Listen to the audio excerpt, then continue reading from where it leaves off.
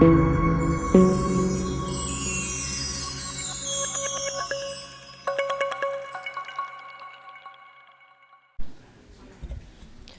días, bienvenidos, bienvenidas.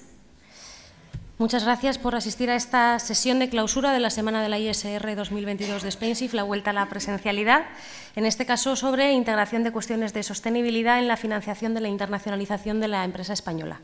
Para no robar más tiempo el contenido, simplemente introducir nuestra bienvenida institucional y el keynote a cargo de don José Luis Curbelo, presidente de Cofides. Cuando quiera.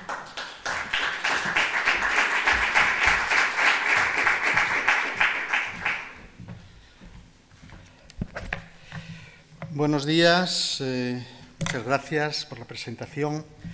Quiero agradecer al presidente de Spainsif, a Joaquín Garralda, tu presencia, también a Marta Isa, Clara González, a Tomás Conde, a Andrea González, a todos vosotros que estáis aquí y que espero que a lo largo de la semana haya sido fructífera y los temas que se hayan discutido hayan sido de relevancia para vosotros.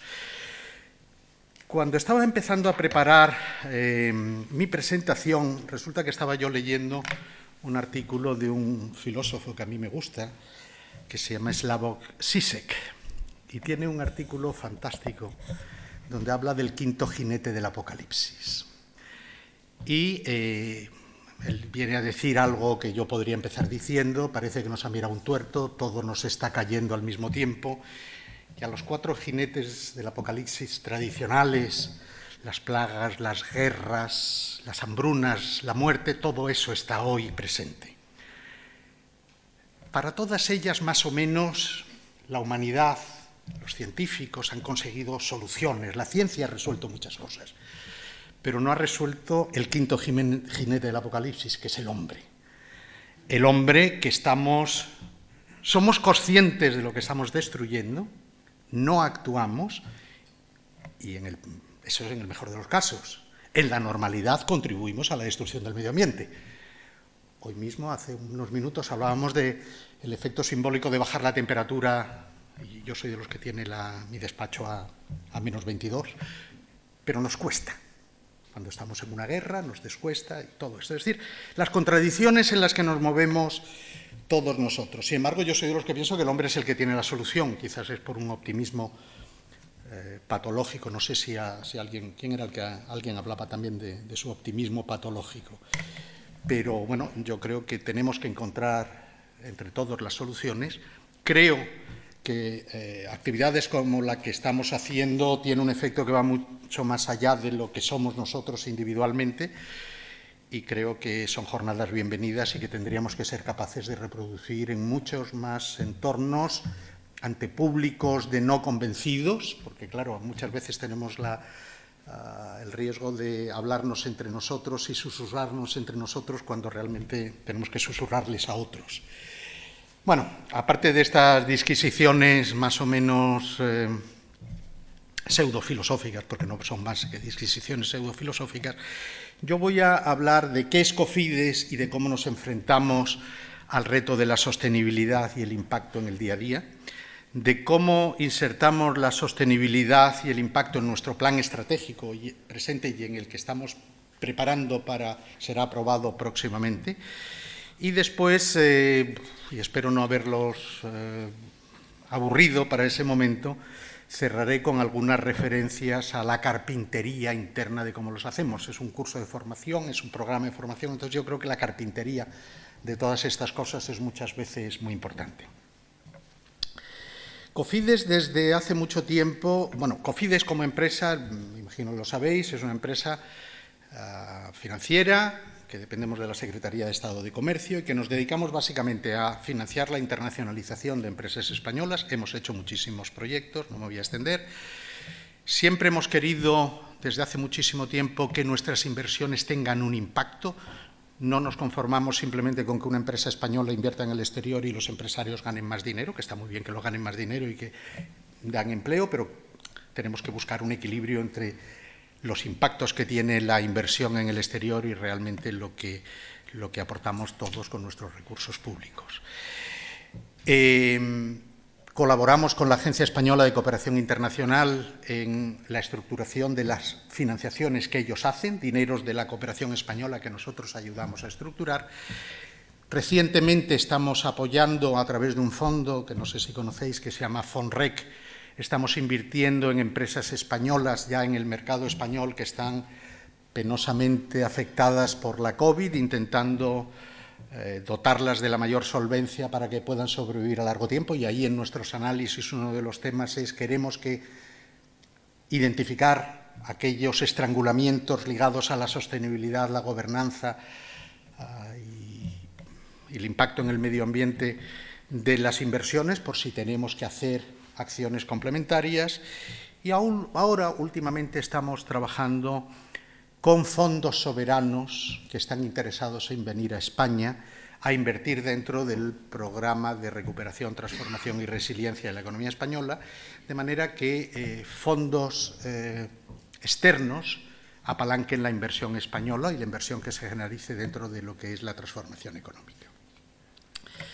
En 1992 empezamos a trabajar, y no por idea nuestra, que también a lo mejor de algunos, pero sobre todo porque nuestras colegas europeas, en todos los países hay un COFIDES, pues estos temas ya empezaban a ser el run run, pues nosotros empezamos a trabajar sobre los temas de sostenibilidad e impacto. En 2001, no veo a Regina, pero es digno e importante nombrar a Regina. Regina fue muy proactiva Regina Paya, en la definición de una política de sostenibilidad ambiental y social dentro de la empresa. Aquello se hizo muchas veces contra lo que era la tendencia general en el momento, pero ella machacona y con algunos apoyos consiguió que la política ambiental y social, mucho antes de que se hablaran de los ODS, mucho antes de que otras instituciones se lo plantearan, pues ya se planteaba que el desarrollo es un hecho multisectorial que afecta a muchos sectores, que hay que medir no solo una variable, sino muchas otras, que hay que alinearse con estándares internacionales, que hay que medir, que lo que no se mide no existe. Es decir, se empezaron a fraguar lo que son los mimbres de lo que es la política de sostenibilidad e impacto de la empresa. Evolucionamos desde lo que se ha dicho siempre, era el do not harm, no hacer daño, que para muchos sería suficiente incluso hoy, a que la empresa busque hoy el to do good. Nosotros estamos intentando, y lo intentamos manifestar ya en nuestro día a día, pero sobre todo lo vamos a manifestar en nuestro próximo plan estratégico, el que la acción que tienen que hacerse con los recursos públicos que apoyan la internacionalización, el desarrollo o la atracción de inversiones, no basta simplemente con ser una chequera que se aporta con dinero público a inversores privados, sino que hay que evaluar y ser muy consciente de cuáles son los impactos que tú estás generando, de manera que avances cada día en una economía mucho más sostenible.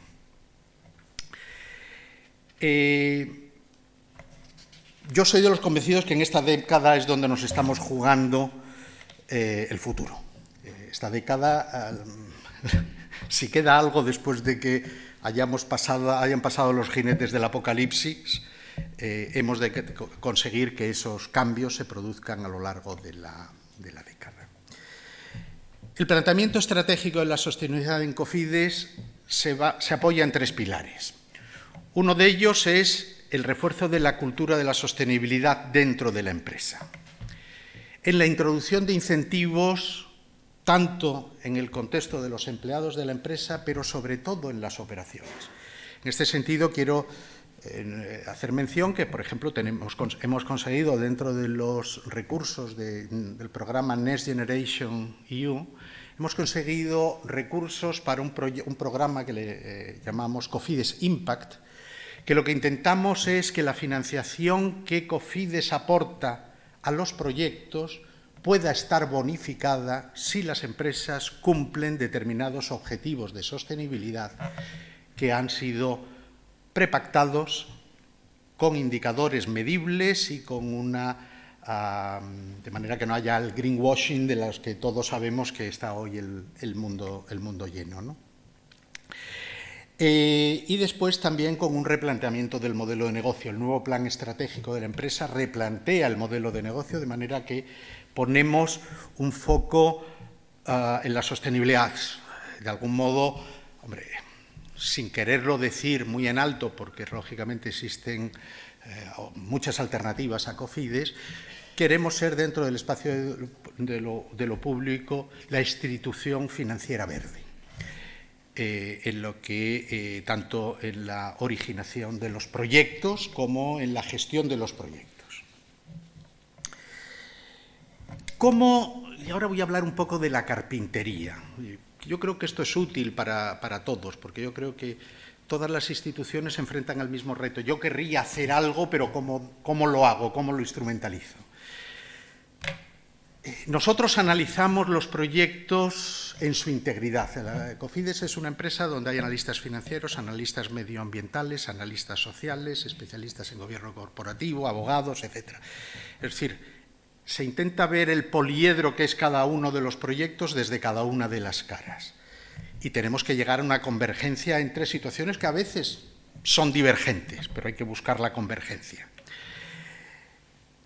Desde el momento en que una empresa entra a un posible proyecto en Cofidis, se hace una primera categorización socioambiental de la empresa. De manera que la entrada del proyecto dentro de nuestro pipeline es o no posible siempre y cuando se cumplan unos estándares o, si no se cumplen esos estándares, exista la posibilidad de reconvenirla a que cumplan esos estándares y, sobre todo, existe la voluntad del promotor de avenirse a que se cumplan unos estándares. Luego, durante el análisis y estructuración de la operación, el análisis socioambiental está plenamente integrado dentro del proceso de análisis. Nosotros establecemos dos ratings en todas las operaciones. Uno, un rating financiero y otro un rating socioambiental. Entonces, el rating socioambiental está alineado con los mejores estándares que hemos sido capaces de identificar y alineados con los que son otras instituciones similares a nosotros y en gran parte alineado con lo que son las directrices que la Corporación Financiera Internacional del Banco Mundial define como buenas prácticas. Luego, tanto en la elaboración de los ratings como después en la fijación del precio y en el seguimiento de la operación, se siguen lo que se ha pactado en los contratos minuciosamente. Cofidis, últimamente o desde hace un tiempo, tiene una actividad amplia relacionada con la lucha contra el cambio climático. Nos planteamos proactivamente, pasando del do not harm al to do good, nos hemos puesto, por ejemplo, en el plan estratégico, el que el 30% de las nuevas operaciones que entren dentro del pipeline, no de las anteriores ya tenemos que lidiar con ellas en el estado en el que están y con las cautelas que pusimos en su día y que, como decía antes, todo esto está muy incorporado desde hace años en la tradición de la empresa. Ahora, a partir de ahora, alrededor del más del 30% de nuestras nuevas operaciones tienen que ser operaciones verdes.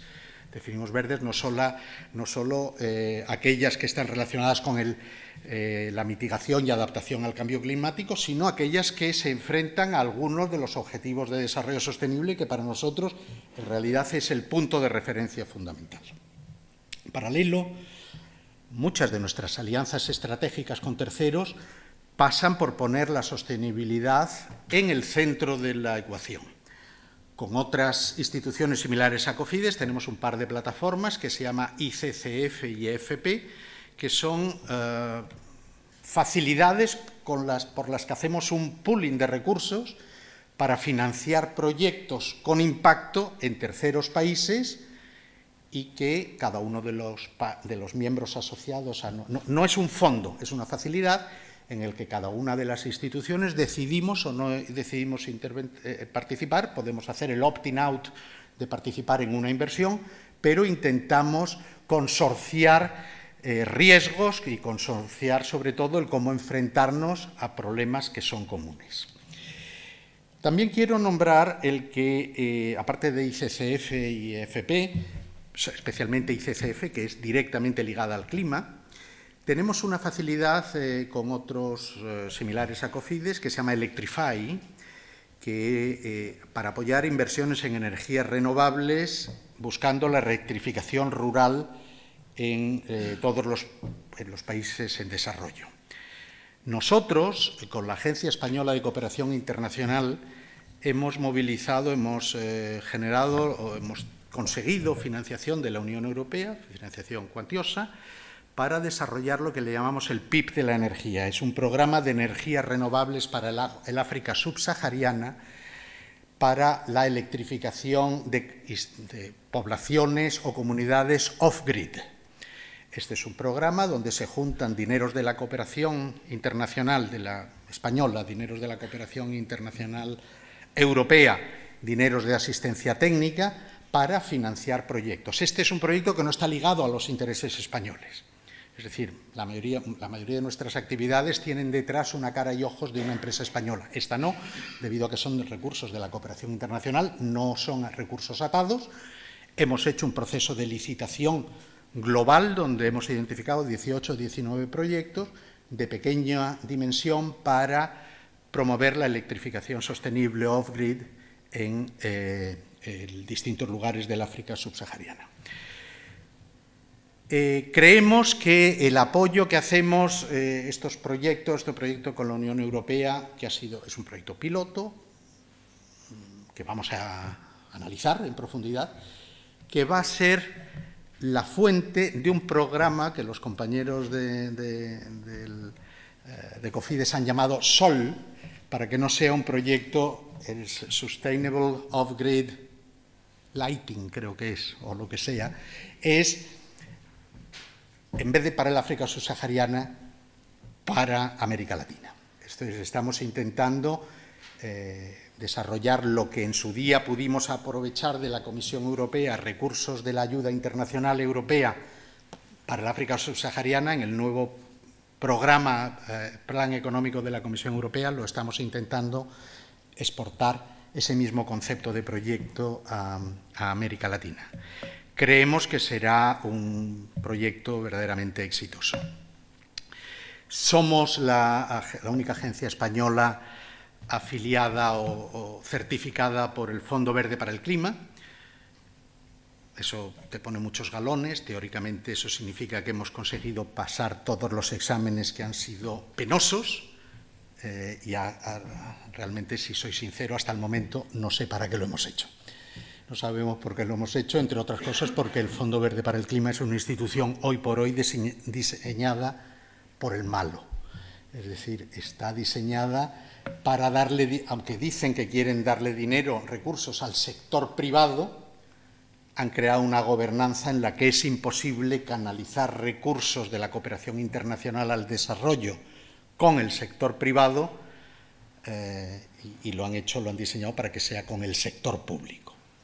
Lógicamente, pues no tenemos nosotros ventajas comparativas como para operar contra el Banco Interamericano de Desarrollo, contra el Banco Mundial, contra las instituciones que normalmente operan con los sectores públicos. Entonces, pareciera que el Fondo Verde para el Clima es consciente de que ha creado una facilidad para operar con el sector privado, esencial para cumplir los objetivos. Es decir, estas son las cosas de Naciones Unidas, ¿no? Se crea una institucionalidad donde tú eres consciente de que tienes que movilizar al sector privado, pero como las Naciones Unidas es una institución de gobiernos, al final lo que sale es algo para apoyar, para que los gobiernos o las instituciones gubernamentales sean las que son las intermediarias de todo esto. Entonces, estamos ahí, muchos países, y pareciera que algo se está moviendo. Rafa a lo mejor puede contar algo sobre si él tiene más fe que yo en que eso funcione en algún momento.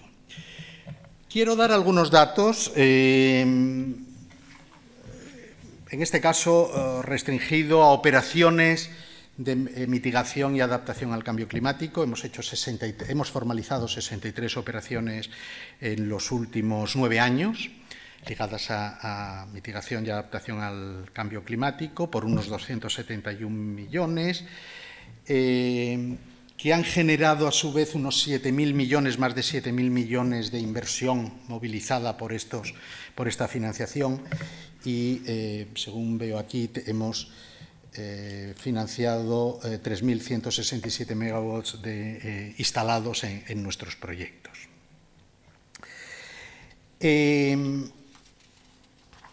Yo creo que el reto es de todos. Uno lee los datos y dice, bueno, esto es una gota en un vaso de agua. Pero bueno, son las gotas que podemos dar y sin estas gotas, desde luego, no vamos a ser capaces de enfrentarnos a ese quinto jinete del apocalipsis que yo creo que somos nosotros y que tenemos que entre todos pues, ser capaces de domeñar, ¿no? Muchas gracias.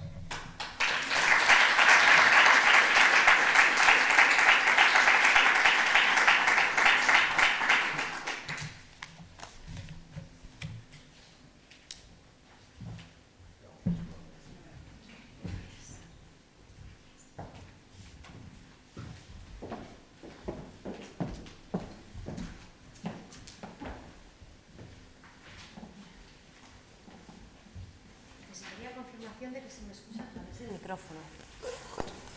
¿Es posible que no? ¿Sí? Sí. ¿Lo voy a subir un poquito? No te voy a quitar. Esto te pongo yo. Ok.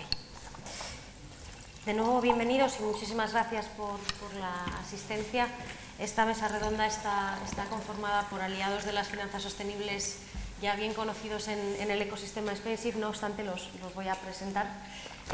Voy a comenzar por mi izquierda. Está Marta Isa, directora de banca responsable de Banco Santander, Rafael Matos, director adjunto de Sostenibilidad e Impacto de Cofides, Clara González, economista senior de Banco de España, y Tomás Conde, hoy en calidad de Senior Advisor de AERI, la Asociación Española de Relaciones con Inversores.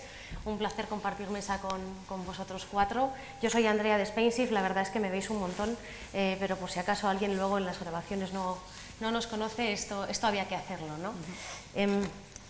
He anotado sobre la apertura aquí la expresión optimismo patológico y me ha gustado mucho porque creo que representa el espíritu de los actos de la semana de la ISR hasta ahora.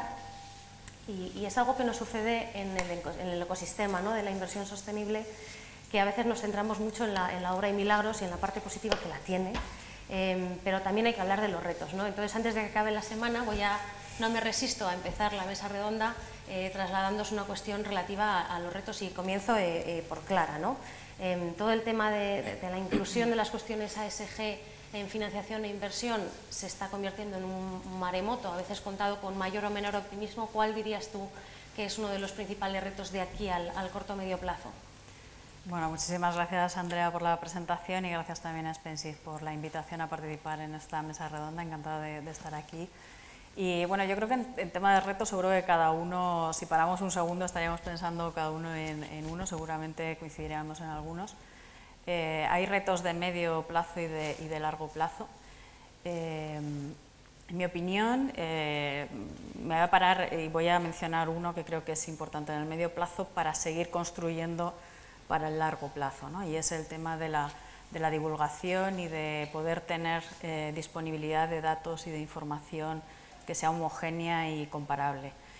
Yo creo que ahora mismo, como has dicho, bueno, pues es toda una revolución, un maremoto, los temas de sostenibilidad y están calando en las organizaciones más allá de un área concreta y lo hemos visto también, incluso se ha mencionado, ¿no?, en el caso de Cofides, cómo esto también ha ido participando en otras áreas de la institución y en el caso de las empresas pues va más allá incluso de lo que hemos siempre oído como responsabilidad social corporativa, ¿no? Entonces, en la medida en la que tengamos más información y sea más homogénea, eso también ayudará en el proceso de toma de decisiones, en el proceso de valoración de proyectos y de inversiones. Ahora mismo, bueno, contamos con algunas recomendaciones voluntarias a nivel global, todos sabemos las del TCFD, la Task Force on Climate Related Disclosures. A nivel global también se están creando algunos estándares a través del Consejo de normas internacionales en sostenibilidad, que está desarrollando un estándar global, pero todavía nos falta avanzar en ese tema, ¿no? A nivel europeo es verdad que la Comisión Europea ha puesto en marcha distintas regulaciones, como el reglamento de divulgación de información financiera, información de sostenibilidad para los servicios financieros, o se va a trabajar en el diseño de una nueva directiva de divulgación de información corporativa, y esto va a suponer que poco a poco vaya aumentando el número de información. Y es que si miramos los números, en un estudio que publicamos hace poco en el Banco de España, con Ricardo Jimeno, publiqué un documento en el que veíamos que el porcentaje de empresas que cotizan en el Standard & Poor's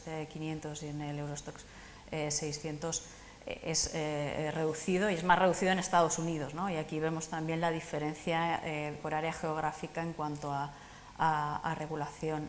Y esto, bueno, pues puede ser debido a que son empresas que no están en un sector presionado hasta ahora por publicar, o puede ser por tamaño. Entonces, en la medida en la que se avancen en estos estándares, permitirá también a las empresas publicar más, y a la hora de valorar una inversión, un proyecto, también se dispondrá de más información que permita comparar de forma más homogénea.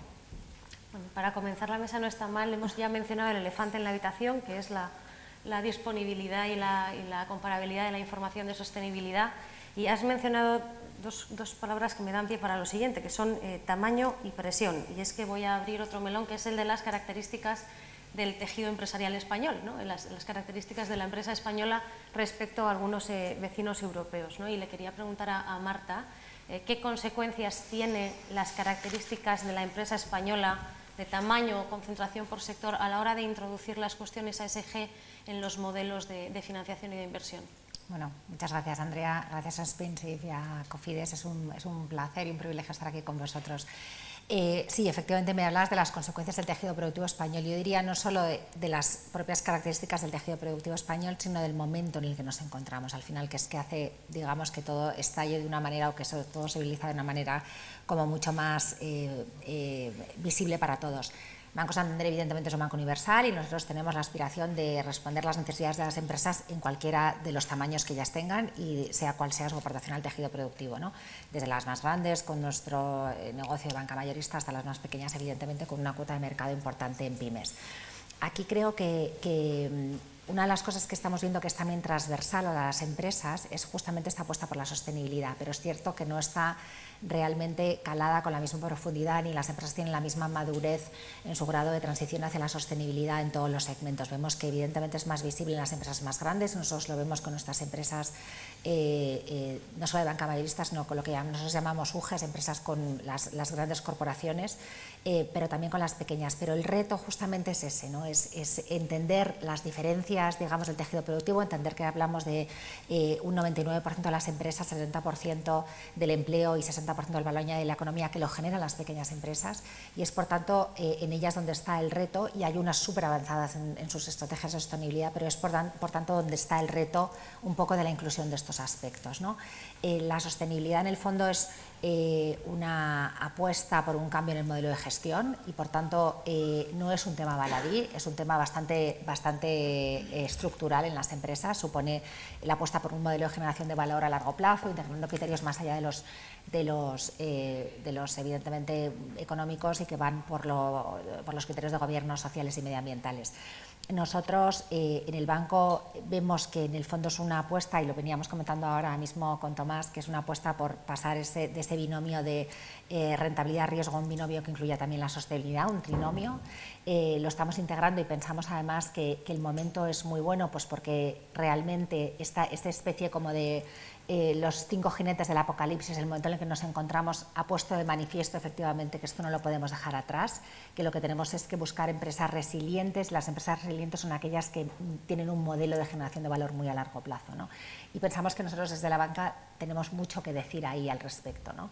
Yo creo que luego hablaremos efectivamente, me preguntas cómo lo estamos haciendo, pues lo estamos haciendo pues de una manera bastante transversal. Hablaban en Cofides efectivamente sus políticas de riesgos socioambientales, de esa carpintería, de cómo van integrando esos riesgos en su proceso de toma de decisiones de las operaciones. Nosotros lo hacemos igual y luego lo hablaremos, y también incorporando un poco los temas que comentábamos también regulatorios de reporting, los temas hablábamos de temas de taxonomía, hablábamos de, bueno, pues nosotros tenemos nuestra propia taxonomía que se basa en estándares internacionales. Entonces, esa es la manera, digamos, de la que lo estamos haciendo, atendiendo las necesidades diferentes del tamaño de las empresas. De nuevo, no es el mismo estado de madurez en términos de sostenibilidad. Las empresas pequeñas necesitan un acompañamiento distinto y, en ese sentido, el banco, digamos, ha intentado no solo ayudar con la provisión de un producto o un servicio financiero, sino con otro tipo de productos o servicios, ¿no? Entonces, nosotros, por ejemplo, para las pequeñas empresas tenemos calculadoras de huella de carbono para que ellas puedan empezar a integrarlo. Tenemos un certificado validado por AENOR de sostenibilidad, que es una especie de self-assessment en el que las pequeñas empresas, está muy orientado a pymes y a micros, ¿vale?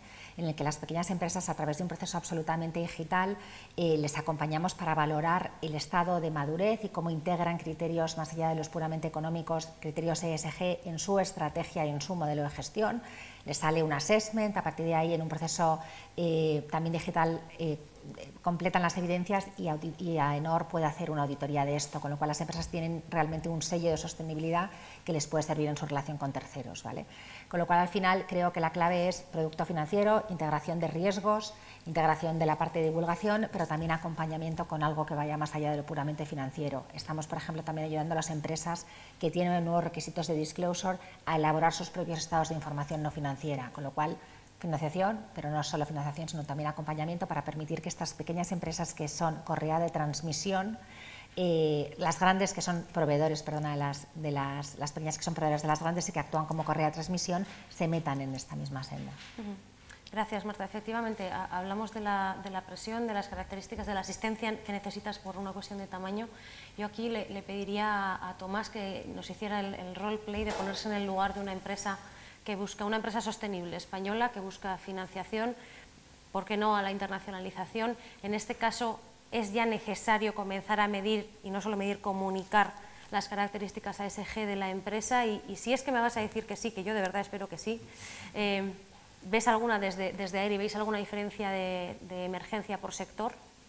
A ver, bueno, lo típico, gracias por la invitación, estoy encantado, como es lógico, soy Spensive, bueno, soy fundador de Spensive y promotor y la leche. Y luego uno de mis mejores amigos es consejero en Cofides, Javier Estevez Zorita, que me acuerdo hace 20, cuando yo empecé con esta historia, hace 20 años o quizás 21, me decía, pues Tomás, ¿qué estás haciendo? ¿Cómo estás haciendo un máster de ingeniería ambiental en la OI? Pues estás tonto. Digo, tío, es que me han metido en esto y no sé de medio ambiente y tengo que... Bueno, y luego iba cambiando año tras año y luego se convirtió en un auténtico promotor de estos temas. Al margen de eso, muchas gracias por la invitación. Bueno, la primera persona a la que oí decir lo de que lo que no se mide no se gestiona fue precisamente Bloomberg. En Bloomberg todavía no estaba, digamos, ni en TFCD ni muchísimo menos. Ya en su momento, porque organizaron unos primeros eventos, estoy hablando hace, pues no sé, quizás 12 años, en Nueva York, en materia de ESG, que era cuando se empezaba a escuchar el acrónimo, es decir, la integración de las variables ambientales, sociales, éticas, que se nos olvida, y el gobierno corporativo en, por y para el negocio. Bien, por descontado que hoy más que nunca hace falta tener métricas de gestión reales que muestren en la mejor medida de lo posible el performance de la compañía en esas materias. Es muy complicado teniendo datos donde hay un problema que es triple hoy, que todos lo sabemos, lo hemos oído 1000 veces. El dato hoy todavía no es del todo consistente, las estándares son todavía demasiados y la regulación ahora mismo es una absoluta locura. Ayer estaba escuchando el mensual de Eurosif, que es fabuloso, como bien sabes, como los de Spensive, pero el de Eurosif ya es otro nivel, diría yo, porque es Europa. Que ya él mismo decía, mira, tío, ya viste lo que dijo, ¿no? Que llega un momento que yo no sé si soy capaz de transmitir en 45 minutos lo que está sucediendo. Es que es sintomático.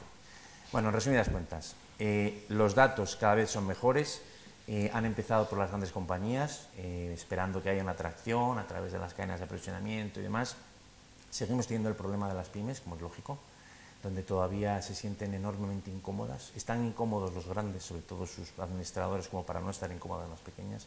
Yo creo que hay que seguir empujando en a ver si de una puñetera vez ya IFRS da ese golpe en la mesa y ya se llegan a un acuerdo entre IFRAC y IFRS para un formato y que dejen de pelearse. Almorzaba ayer con una persona que es miembro del IFRAC, que es precisamente María Mora, a través de que ha estado en XBRL, en AECA y demás, y estábamos hablando continuamente de lo mismo. Ha habido una mejora sustancial, queda mucho camino por recorrer. Yo creo que se ha hecho mucho. Y desde luego que si pretendemos ayudar a la internacionalización de la empresa española, yo creo que sin métricas no hay absolutamente nada, como es lógico, no se podrá gestionar. Que aquí es muy importante, quiero recordar, no sé quién fue, que me dijo una vez, que me gusta mucho, de acuerdo, si lo que no se viene no se gestiona y lo que no se comunica no existe.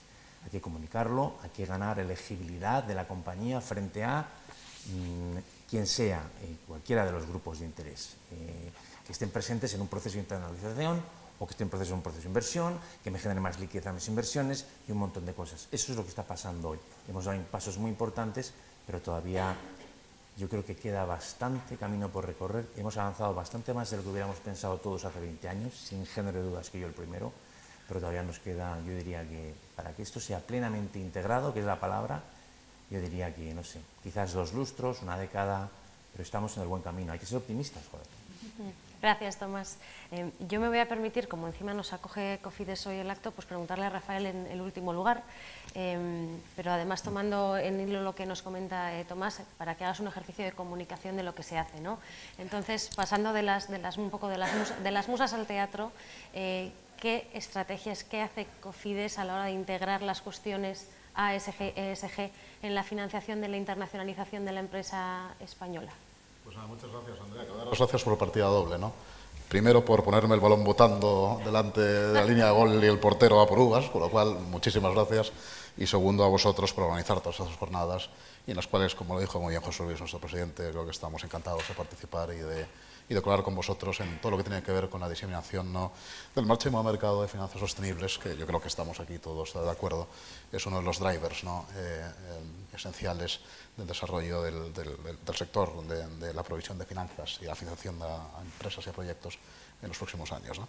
Cuando comentaba Tomás que al principio, cuando él en el mundo ESG o en el mundo sostenibilidad empezó a hacer sus pinos y se puso a hacer un máster medioambiental y la gente le decía, pero loco o tal. Yo me acuerdo que la primera vez, o cuando empezamos a hablar, o cuando yo empecé a trabajar profesionalmente en temas ESG, llevaba temas del BEI, del Banco Europeo de Inversiones, ¿no? Y me acuerdo que la caída de Lehman sobre el 2008, 2007, un poco antes, ¿no?, en ese contexto de mercado en el cual ya había un pinch de crédito, ¿no?, me acuerdo que el primer bono verde que emitió una IFI, yo creo que fue el Banco Asiático de Desarrollo, pues en el 2005, 2006, y cuando nos plantean en el Consejo del BEI el Head of Funding, vamos a abrir un programa de bonos verdes, claro, todos le mirábamos con la que está cayendo, vamos, estos hippies, no sé cuántos, ¿no? No, pero es un poco para ir, ¿no?, cómo ha cambiado, ¿no?, el concepto. Y además Marta ha dicho una cosa que yo creo que es muy importante, ¿no?, que cómo hemos pasado, en términos financieros, de un binomio rentabilidad-riesgo a un trinomio, ¿no?, incluyendo sostenibilidad. Y todos sabemos que la ciencia económica, la ciencia financiera está llena de trinomios imposibles, de trinidades imposibles, etcétera, etcétera, ¿no? Pero mi percepción, ¿no?, es que precisamente la integración de la sostenibilidad dentro de consideraciones financieras puras, ¿no?, como de riesgo y de rentabilidad, no es un impedimento. No, aquí no estamos hablando de la trinidad imposible de Mundell, movimientos de capitales, tipos de... No. Yo creo que aquí, desde un punto de vista más de negocio, la cuestión o mi percepción es que no tiene por qué haber y no hay estas limitaciones, ¿no?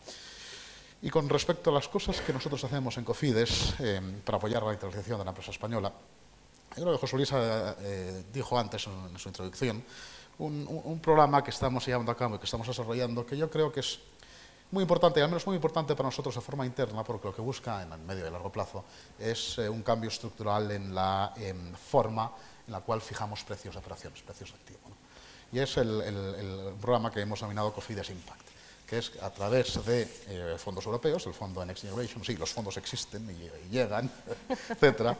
Estamos estableciendo, gracias a un coste capital cubierto, por así decirlo, vamos a introducir dos aristas desde el punto de vista del activo, ¿no? Una primera que tiene que ver con el pricing.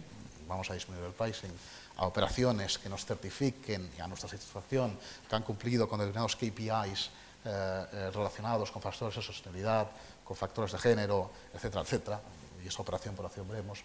Pero al mismo tiempo este programa tiene una segunda pata que retroalimenta el incentivo en precio en el que hemos articulado, ¿no? Y que es una pata de asistencia técnica, una pata de financiación, de consultorías, certificaciones, asistencia técnica, en la cual nosotros en nuestra due diligence ambiental o socioambiental veamos que una empresa, por ejemplo, un producto de baterías en China, empresa española que hace una fábrica de baterías en China. Le metemos en el pricing una componente variable en función de la consecución de determinados KPIs sostenibles. Y al mismo tiempo vemos, por ejemplo, que tiene un problema en falta de certificaciones, o un problema para medir, lo que no se mide no existe, un problema para medir precisamente ese KPI, pues esa consultoría, esa certificación, ese problema, como mitigante con este mismo programa, estamos dispuestos o vamos a realizar un apoyo, una subvención a esa parte a través de asistencia técnica. Con lo cual, el programa, desde su punto de vista, o la racionalidad financiera y ambiental del mismo, yo creo o creemos que está muy bien estructurado, dado que hay un positive feedback, ¿no?, entre un incentivo en precios y un incentivo a través de mejor tecnificación, mejor estructuración de la operación, ¿no? Y eso es uno de los programas o que más ilusión nos generan internamente, ¿no? Y bueno, yo creo que voy a tener de aquí y luego podemos retomar y poder dar más ejemplos. Es buena introducción de lo que llamamos predicar con el ejemplo, ¿no?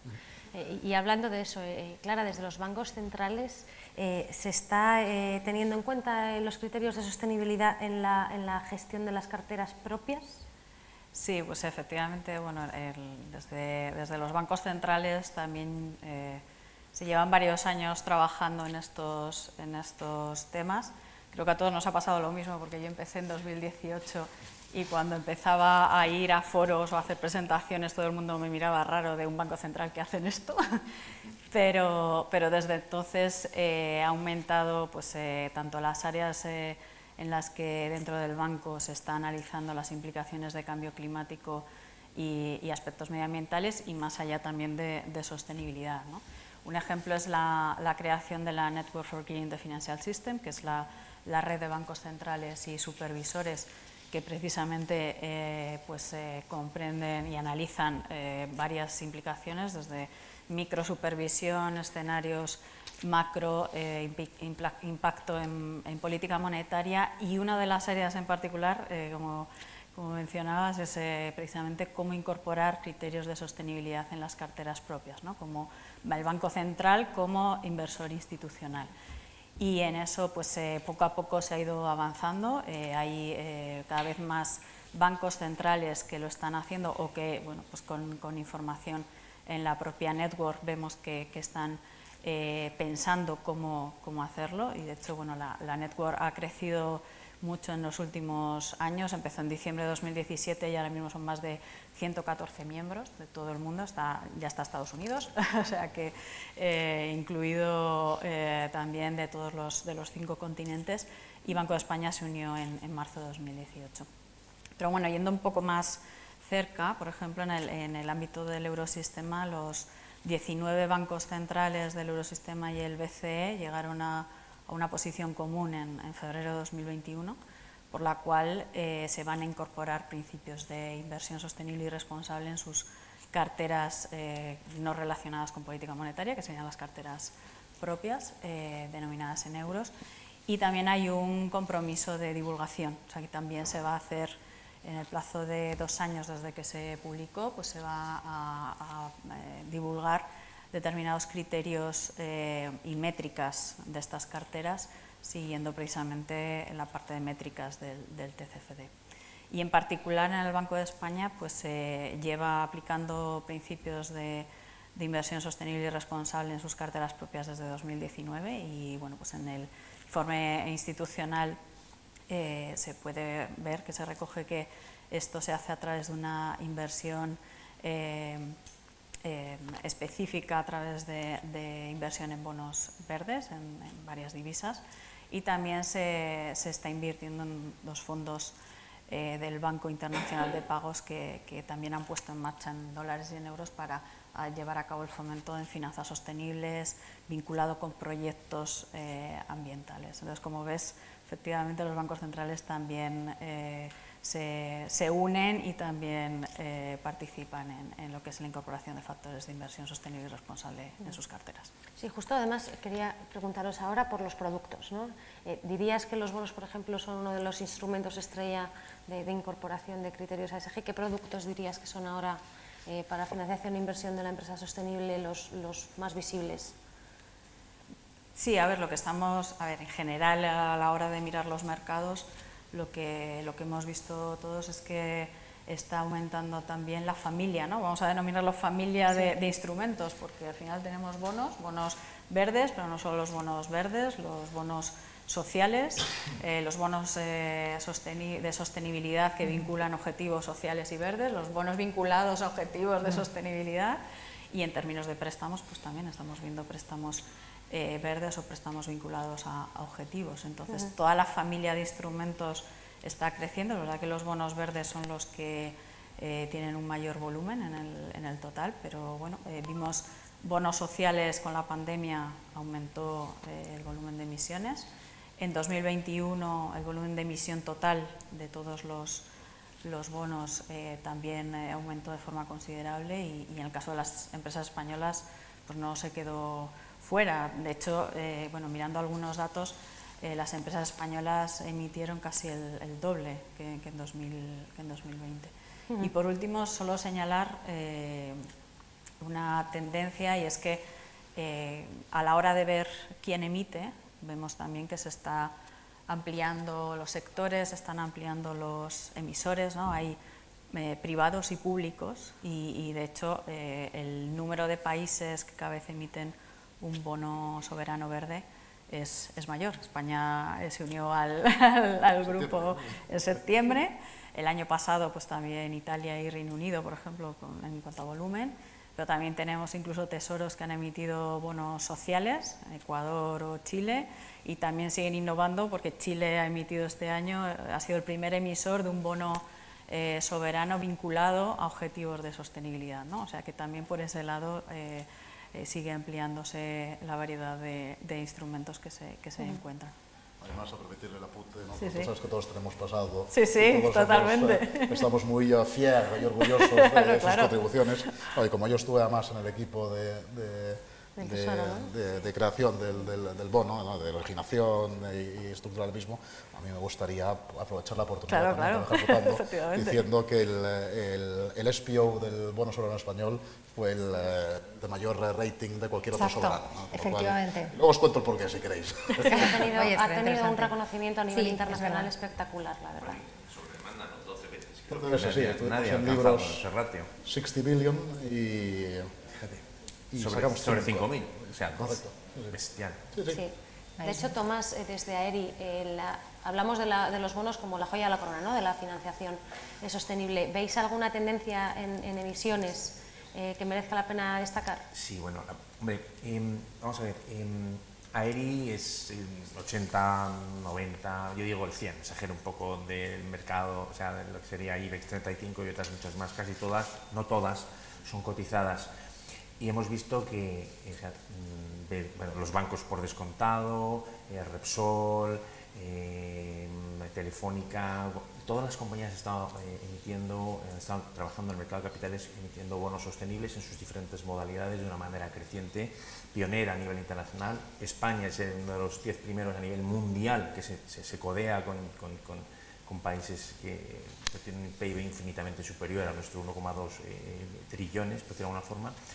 Y lo que quizás lo más llamativo, bueno, últimamente es las emisiones de deuda de estas características por parte de sectores oil and gas, que también están afectados quizás por una situación macroeconómica un poco más que tiene que acelerar los procesos de transformación hacia economías más sostenibles o más taxonómicas o como lo queramos llamar, todo cuenta, muy activo. Y últimamente estamos viendo el sector inmobiliario una modalidad muy curiosa, que es la reconversión de las deudas senior, inmobiliarias. Hablo de Merlin, hablo de Colonial, hablo de Insur, que están sin tocar las condiciones, digamos, estrictamente financieras de las emisiones, sí que están modificando la tipología de la deuda.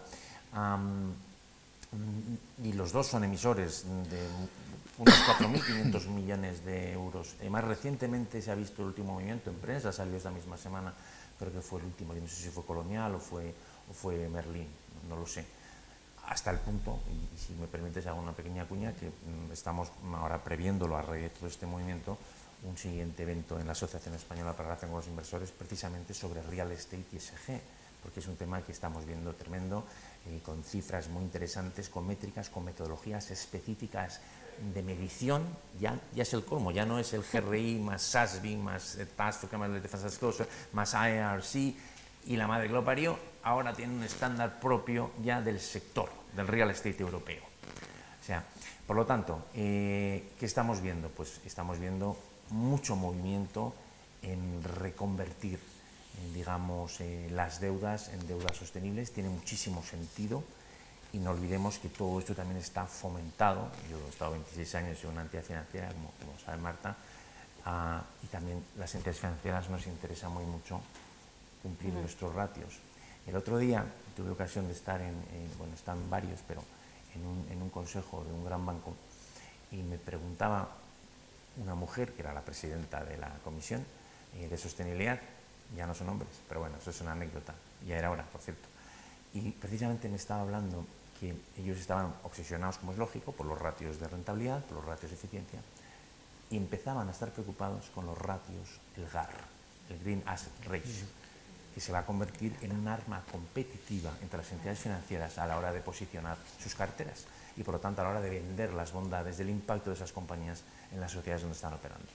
Por lo tanto, rotundamente sí, esto es un tema que vamos a ir viendo progresivamente y todos lo vemos, no tenemos más que coger la prensa, o sea, es espectacular lo que está sucediendo. Y la situación macroeconómica mundial no está haciendo sino, como hizo el COVID, acelerar los procesos de transformación. Así es. Y siguiendo hablando de producto, Marta, a presente o a futuro, ¿qué productos se ven o se prevén para la inversión o la financiación de la empresa ESG española desde banca? Bueno, nosotros en la banca además tenemos un papel muy bonito, y es que estábamos hablando ahora de los bonos y enhorabuena porque es verdad que el bono del Tesoro fue fantástico. Nosotros estuvimos en la colocación y es justamente eso lo que iba a decir, que nosotros tenemos la capacidad de accionar y permitir que esto pasa no solo con los 3 bonos verdes que hemos emitido, sino siendo agentes y ayudando a todo el resto de empresas a emitir los suyos, ¿no? Entonces tiene que ver un poco con ese rol. Entonces hay producto financiero y hay acompañamiento de otro sentido, ¿no? Nosotros, nuestra ambición, y hablando un poco como hablabas del tejido productivo, es tener una oferta de valor que nos permita acompañar a todas las empresas y a todos los particulares en sus decisiones de financiación para hacerlas sostenibles, con lo cual al final lo que tenemos es productos que no es tanto innovación respecto al producto. Hablabas que me ha encantado, bueno, pues esta especie de financiación vinculada a la sostenibilidad con la inclusión de KPIs, pero al mismo tiempo con esa parte de asesoramiento. Bueno, pues es un poco, cada empresa y cada cliente necesita algo distinto, con lo cual lo importante para nosotros es tener acotadas las decisiones sostenibles que pueda tomar una empresa, ¿no? Desde el punto de vista de la movilidad, evidentemente, con soluciones de renovación de flotas para las empresas, renting. Ahora, con suerte, el renting se puede beneficiar del plan MOVES, cosa que no ocurría antes, con lo cual integrando también las subvenciones, es decir, es una propuesta de llave en mano, integrando los puntos de recarga, haciendo propuestas de renovación de flotas. Hemos tenido algún ejemplo en la que incluso hemos tenido un acuerdo con administraciones públicas para instalación de puntos de recarga. Esto desde el punto de vista de la movilidad. Desde el punto de vista de la edificación verde, bueno, lo decía Tomás, esto es un tema fundamental, porque es un tema fundamental que lo va a ser también para nuestros propios ratios. Al final, los activos inmobiliarios son activos en los que los bancos nos sentamos durante más tiempo, con lo cual la necesidad de descarbonizar nuestras propias carteras nos lleva a tener ese apetito de proporcionar esos instrumentos financieros. ¿Y qué hacemos? Además de las hipotecas, etcétera, de las promociones inmobiliarias, donde ya en política tenemos incluidos esos requisitos mínimos medioambientales, estamos lanzando una nueva batería de productos financieros que tienen que ver con el mundo del retrofitting, porque sin retrofitting esto no va a ser posible, no vamos a poder descarbonizar las carteras inmobiliarias. Acuerdos llave en mano para proporcionar en comunidades de vecinos, en casas particulares, en empresas, esas renovaciones que van desde la envolvente a la caldera, los renovables, Es decir, es poner el producto fácil. Tenemos una calculadora, por ejemplo, que eso es una forma también de interaccionar con el cliente y de darle un poco, y estas son las inversiones que te puedes acometer en el edificio, estas son las ventajas desde el punto de vista de la reducción de costes, las ventajas desde el punto de vista de reducción de emisiones que puedes tener, y estas son las soluciones, ¿no? Que yo creo que hacerlo fácil es importante, y lo mismo en el mundo de los renovables, es decir, las soluciones que ahora son casi, digamos, urgentes en el contexto de precios energéticos en el que nos encontramos, se trata de ponerlas fáciles y ponerlas paquetizadas a disposición de nuestros clientes. Eso en decisiones concretas de financiación, pero luego en todo el resto que tiene que ver con financiación finalista o con financiación generalista bajo criterios o bajo KPIs, nosotros pensamos que es otra herramienta muy potente y que es un plain vanilla y es algo que hacemos habitualmente en nuestros grandes clientes corporativos. Pero de nuevo es algo que nuestra ambición y por donde yo veo el futuro es empezar a hacerlo con empresas más pequeñas. Lo estamos haciendo ya cada día más y es una herramienta de cambio fundamental. Al final los préstamos vinculados a sostenibilidad parten del compromiso de la ambición de generar un cambio en la empresa a la que tú le estás proporcionando la financiación a cambio de una bonificación en precio o de una penalización si no se cumplen esos objetivos. Yo creo que es importante entender que la penalización está ahí. Lo que nos tenemos que encargar, y hablábamos antes del riesgo de greenwashing, nuestra responsabilidad es hacer que esos KPIs sean objetivos, ambiciosos desde el punto de vista sectorial para la empresa, medibles, cuantificables, auditables, que eso sea real y que ese cambio tenga lugar, ¿no? Pero la capacidad de movilizar respondiendo a las necesidades de financiación de las empresas y con productos más o menos innovadores, yo creo que es fundamental. Sí. De hecho, bueno, trasladarle la complejidad de todo este aparataje a la empresa final o al cliente final es una quimera, ¿no? Y es algo que debiéramos evitar. Es que, de hecho, una de las cosas, mira, publicaban, o sea, tanto el cliente particular como la empresa, una de las cosas que nos transmiten todos los estudios que hacemos es la especie de impotencia que tienen ante las grandes empresas, ante las oleadas normativas, ante las necesidades de reporte del alineamiento taxonómico, y los pequeños clientes, las micros, ante la impotencia que les genera el reto del cambio climático puesto en la espalda de cada uno, ¿no? Con lo cual, al final, eso es fundamental. De hecho, acaba de sacar un estudio Deloitte en el que preguntaba a CEOs de compañías sobre cuál es lo que le preocupaba más en términos de cambio climático. Lo primero que les preocupaba era la presión de la sociedad y lo segundo era el tema normativo, es decir, antes de la transformación de sus propios modelos de negocio, el tema normativo regulatorio les preocupaba. Es decir, hay una labor de acompañamiento, de concienciación, de poner las cosas fáciles a través de productos, a través de asesoramientos, que yo creo que es fundamental. Hablamos de simplificar y me temo que me voy a ir a un tema, Rafael, que lejos de estar simplificando se está complicando por momentos y es el de las colaboraciones público-privadas, ¿no? Siempre que hablamos de desarrollo, ¿no? O de financiación del desarrollo internacional, surge la figura de la colaboración público-privada. Quería lanzarte la pregunta sobre si existen algunos ejemplos que nos puedas compartir de financiación combinada o blended finance, colaboración público-privada que tenga que ver o esté relacionado con la financiación de la internacionalización de la empresa sostenible. Sí. Bueno, además, fíjate si es complicado, que me he tenido que traer la chuleta para poder acordarme de la estructuración de muchas operaciones que hacemos con Carbon Blending, ¿no? Vamos a ver, y además yo creo que Marta lo decía muy bien, es decir, tú cuando introduces, o cuando desde un punto de vista de financiación finalista introduces productos o proyectos, ¿no? Que están ligados a la construcción de KPIs, la forma de darlo a conocer o la forma de medir la necesidad de cada empresa es muy difícil porque, además, sobre todo para una gestora de fondos como nosotros y no como un banco. Nosotros, por ejemplo, al carecer de una estructura comercial o la capacidad que te da la estructura comercial que puede tener Santander, ¿no? Con equipos de desarrollo de negocio y comerciales en todos los sitios del mundo, nosotros utilizamos una de las cosas, unos productos que a nosotros nos gustan mucho, es precisamente el producto fondo, ¿no? Y el producto fondo ya hemos tenido alguna experiencia muy positiva utilizando haciendo una combinación de blending finance. Bueno, blending finance es, como sabéis perfectamente, Cofides, entre otras cosas, es una entidad que está acreditada para detraer presupuestos, para pescar, por así decirlo, el presupuesto comunitario, con el Fondo Verde para el Clima, lo que sea, con lo cual tú utilizas un componente de grant para hacer un credit enhancement, una mejora del rating interno de precio, del rating interno de la operación, y con lo cual, desde un punto de vista de ti como financiador finalista, estás disminuyendo el coste capital del uso de esa unidad de capital, porque tienes un presupuesto, un paquete que te está cubriendo pérdidas o te está aumentando el perfil de crédito interno, ¿no?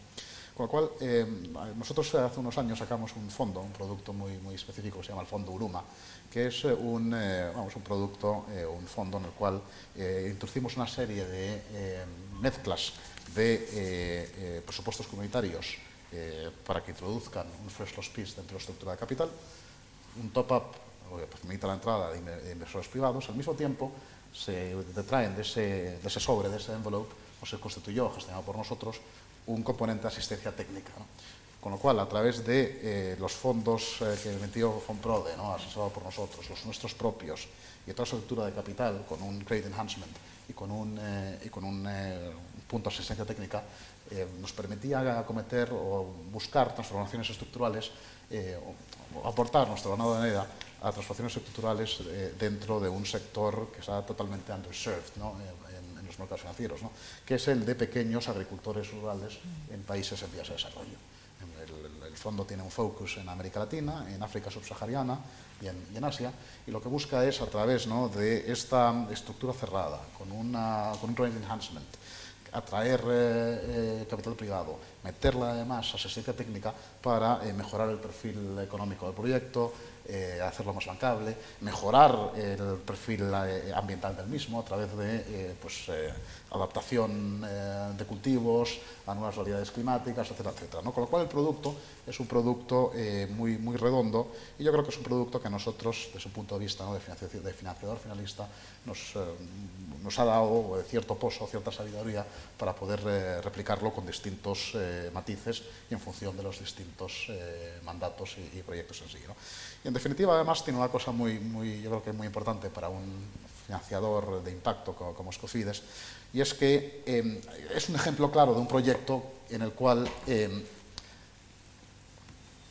tienes un ejemplo muy claro de una adicionalidad no financiera que tú puedes proveer a través de una financiación de un fondo, de un proyecto, ¿no? No solamente a través de mejores plazos, mejores precios, o con el componente de blending que hay, ¿no?, y de fresh loss piece, pero sí te permite también, además, desde un punto de vista de estructuración técnico de la operación, hacer cosas que no podrías hacer a través de asistencias técnicas, mejora de talento local, y además, sobre todo, una cosa yo creo que es muy importante y que no es una cuestión menor, ¿no?, de diseminación de estándares en mercados o en segmentos de mercado que son underserved por los financieros tradicionales, ¿no? Con lo cual es un producto que nos gusta y que, de cierta forma, nos gustaría utilizar, ¿no?, o poder replicar con distintos fondos, con distintos proyectos, ¿no?, pues utilizando gracias al blending, ¿no?, que a nosotros nos permite generar todas estas ventajas competitivas, ¿no? Sí, la verdad es que la figura del blended finance, teniendo este ejemplo en España, el Fondo Uruma, ahora dan ganas de replicar en todas partes, porque a la hora de generar adicionalidad, esta palabra es imbatible, ¿no?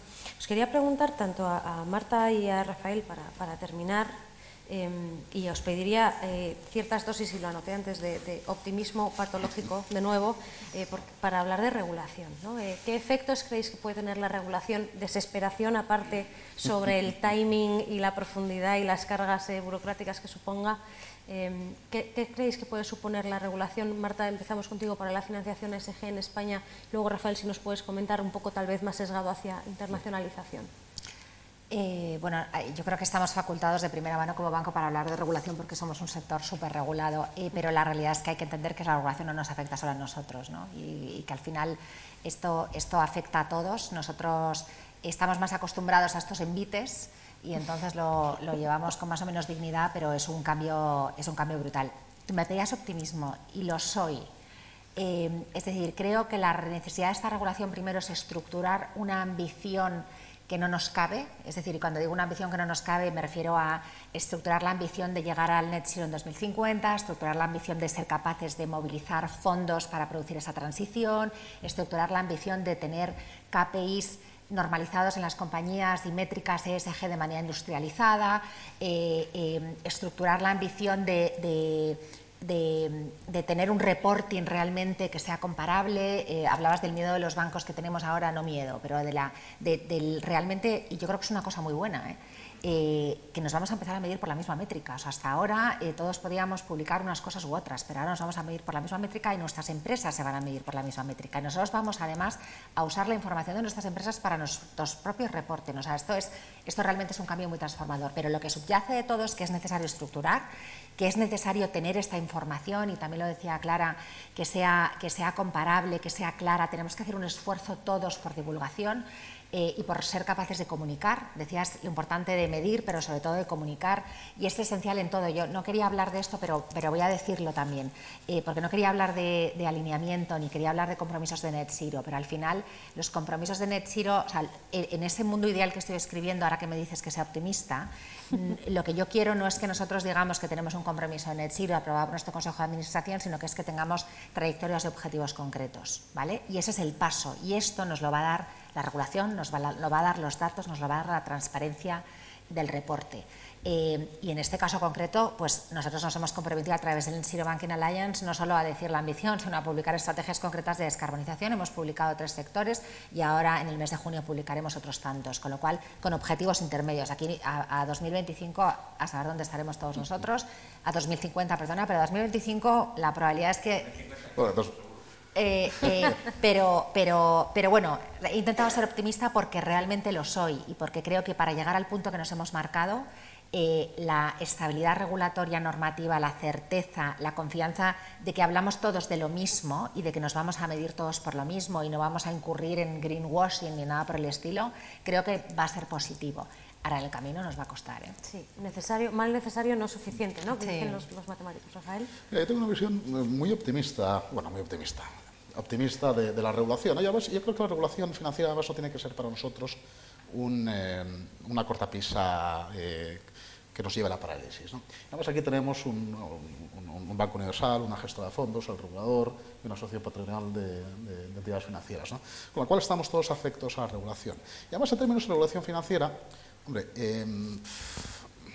mi percepción, y corrígeme si estoy equivocado, es que mi percepción es que, digamos, la parte más onerosa para el sector financiero, para el sector bancario, es decir, de requisitos de capital y Tier 1, de momento no va a haber, no se espera en el medio plazo, en el corto plazo, salvo el análisis de la EVA, ¿no, de 2025. Están en ello, están en ello.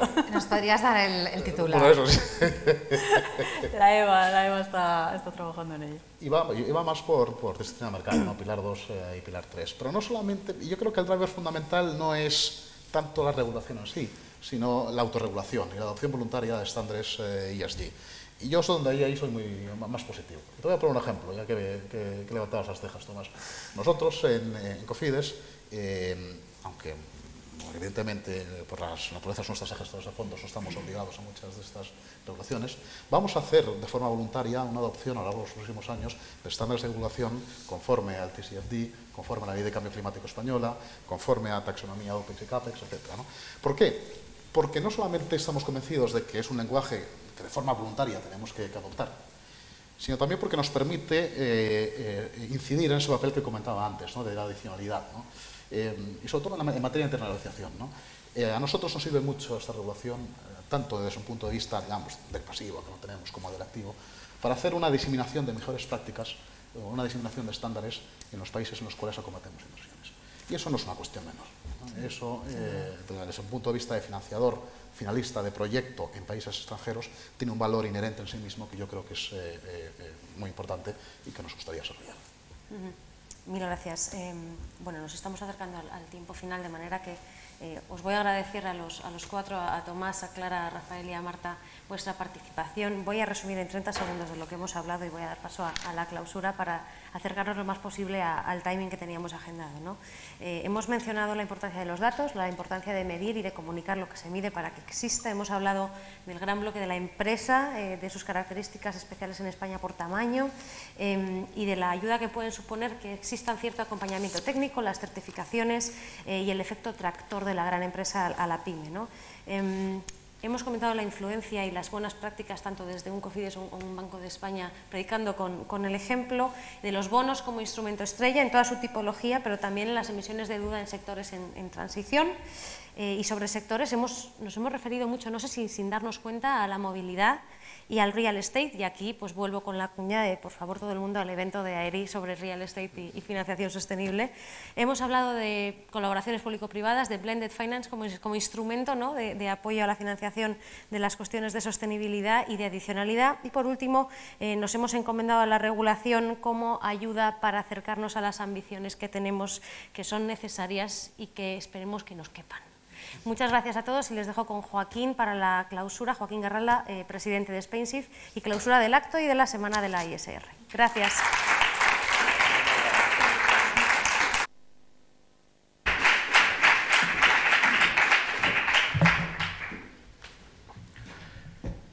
Bien, el viernes, antes de comer, en fin, es el mejor momento para dedicar unas palabras cortas de clausura, pero voy a decir unos comentarios.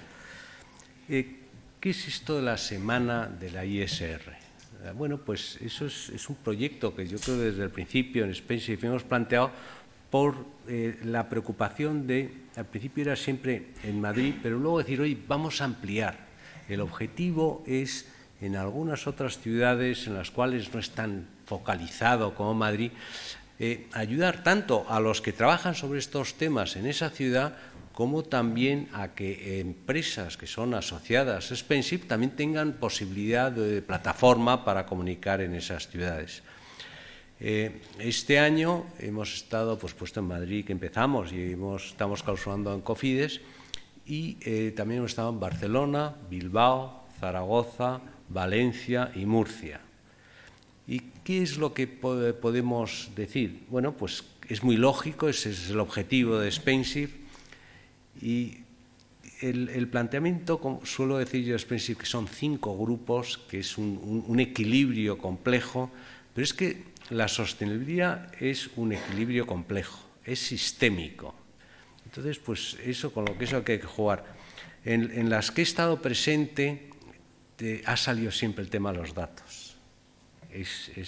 Y el tema de los ratings y el tema de que si son muchos, pocos, y si son coherentes o incoherentes entre los distintos suministradores de datos.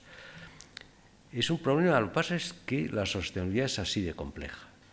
Y lo único que sí puedo ver, que lo que estamos viendo, es que se están acercando. Ahora, el idóneo de tener solo 1 metro, la barra de platino iridiado en el Museo de París, me parece que es el metro, pues lo veo difícil. Y estamos hablando de 2050. Y dices, bueno, en 2050 tendremos el metro. Pues bueno, vamos a esperar que sí. Pero el 2030 no. Y estos años va a ser muy difíciles. Estos años son claves y además el objetivo de 2030, todo el mundo piensa net zero en el 2050, pero 2030 es la mitad, un poco más de la mitad. Eso es muchísimo. Pero bueno, es que no tenemos otra opción. También quisiera decir un mensaje, es la cantidad de instituciones que antes ante el tema sostenibilidad no estaban, antes el tema sostenibilidad siempre decir, bueno, pues las ONGs, casi como eran las... Pero es que no, ahora ya muchas instituciones... Indudablemente el regulador ha sido clave, indudablemente les ha obligado a ser transparente, pero bueno, pues como hemos visto en Santander, ya hemos apostado, son conscientes de que es un esfuerzo, son conscientes de mucho cambio, pero bueno, pues están aceptándolo. Para finalizar, solo también un comentario, me ha quedado el presidente de Cofides que hablaba de 1992. En 1992 fue la cumbre de Río en que se habló del desarrollo sostenible. Y es cuando salió esa palabra de sostenible. Bueno, el informe Brundtland, que era de una ministra noruega, fue la que dijo lo de pensar para nuestros descendientes. Entonces todo el mundo pensaba, ¿para cómo dejamos el mundo a nuestros nietos? Bueno, pues son 30 años. Los nietos ya están, no es nuestros nietos, no, es que aquí están los nietos de 1992. Y bueno, pues es una realidad, tenemos que aceptarla, desde cada uno de nuestros lugares tenemos que impulsarlo y buscar un poco de cooperación entre países, que es la parte más difícil. En fin, Dicho todo esto, agradecer, por supuesto, a Cofides que nos ha acogido, agradecer a los ponentes por sus comentarios, a ustedes por la asistencia y, bueno, pues aquí amplío el agradecimiento a todas las instituciones que han participado en esta semana y nos veremos en otra semana el año que viene. Muchas gracias.